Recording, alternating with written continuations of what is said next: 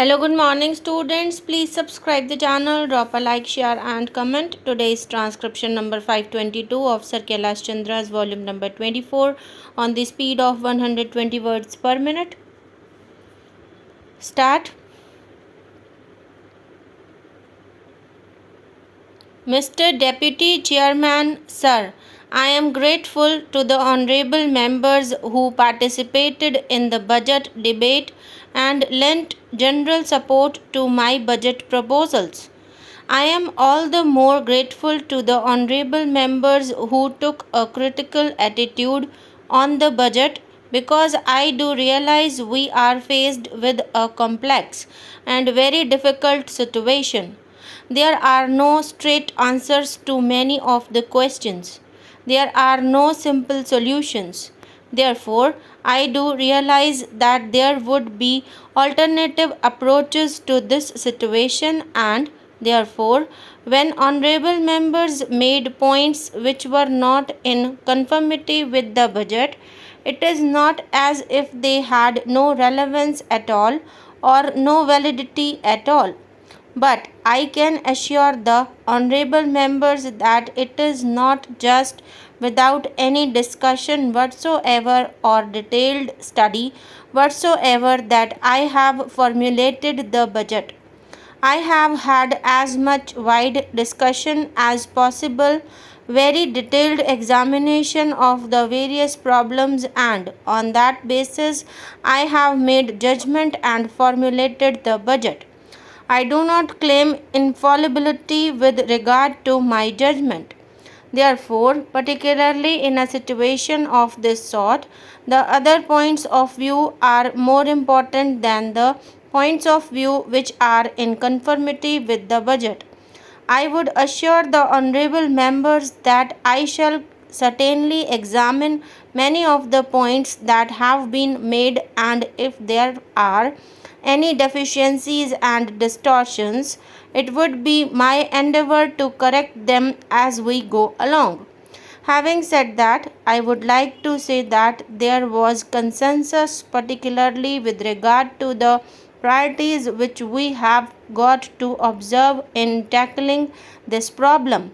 Almost all honorable members emphasized this aspect of inflation because if the price increase should go on in the same manner as it has been going on during the last 2 years, it would be an end of all our planning process and it would create very many distortions in the economy as a whole because it is in the inflationary situation that the income distribution also gets distorted. Therefore, the government attaches great importance to the tackling of the inflationary situation. And naturally, the inflationary situation, first of all, should be tackled on the basis of a financial discipline. That financial discipline has to be observed in three sectors, if I may say so. One is public spending or public consumption, wherein the central government, the state governments, and the various institutions which are attached to these governments are concerned. The second is private consumption, where commercial credit, etc., is being utilized. The third is the illegitimate sector, the black money sector. Unless we tackle all these three sectors, we may not be able to achieve results on an enduring basis. Sir, as far as financial discipline in the government sector is concerned, naturally the central government will have to set an example. In that regard, even my distinguished predecessor has been reviewing the situation periodically and trying to find out where non-plan or non-developmental expenditure could be curtailed and where even when expenditures have been incurred, whether certain projects could be postponed without affecting the immediate economy, particularly projects which have a long gestation period. Therefore, it will have to be a continuing exercise within the central government where all the ministries will have to cooperate. And I am glad to say that there has been cooperation and response from all the ministries with regard to this aspect. Naturally, the state governments also have to observe this financial discipline.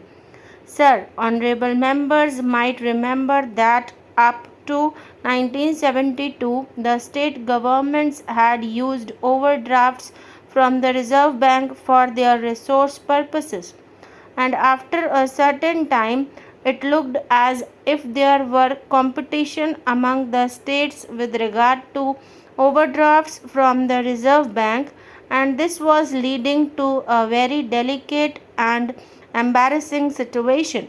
It was towards the end of 1971, when I was in the planning ministry, that we took up this question, and in consultation with the state governments we came to a decision that these overdrafts should not be permitted and no state government should be allowed to run overdrafts for the purpose of increasing their resources.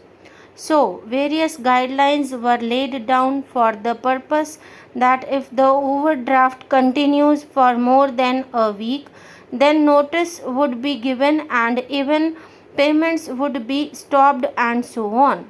Fortunately, it had a good effect, and I am glad to say that as far as the question of overdraft is concerned, more or less the discipline is being observed by the various state governments. Even though there are certain hard cases in discussion with them and in discussion with the Reserve Bank, we have taken various measures with regard to these one or two states to tide over the situation. Then came from 1971-72 onwards these drought relief and flood relief works. Large sums have been spent on these drought relief and flood relief works.